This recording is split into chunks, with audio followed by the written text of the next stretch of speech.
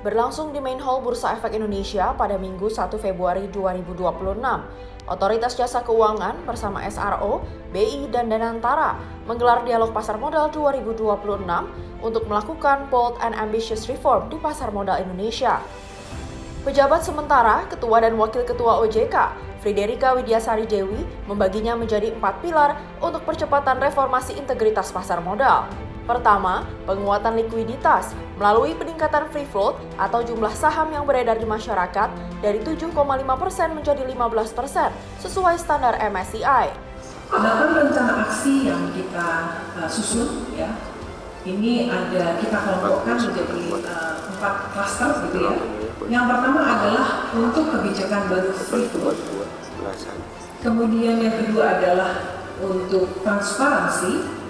Kemudian klaster tata kelola dan juga enforcement, dan juga sinergitas.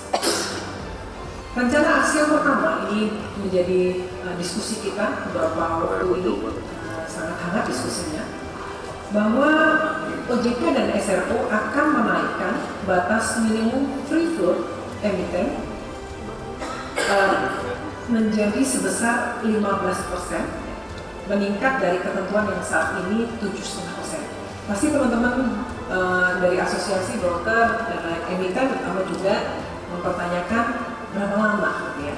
Nah, kita tentu saja kita ada stagesnya. Ini secara lebih spesifik dapat disampaikan lebih lanjut.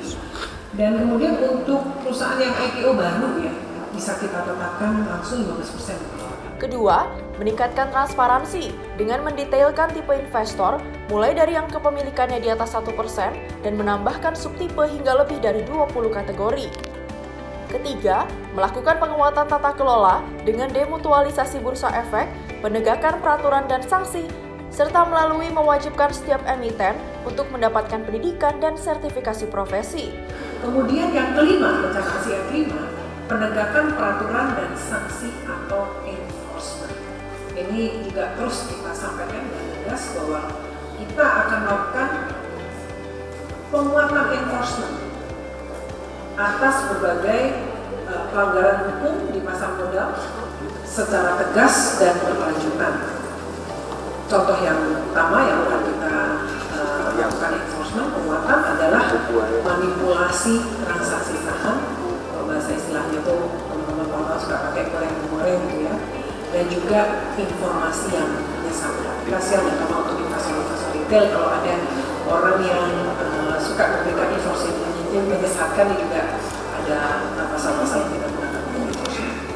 Kemudian rencana aksi yang keenam adalah penguatan tata kelola emiten, juga sangat penting. Antara lain kita akan mewajibkan pendidikan berkelanjutan bagi direksi, komisaris, audit di emiten, dan kewajiban bagi penyusun laporan keuangan emiten itu harus punya sertifikasi CA atau Certified.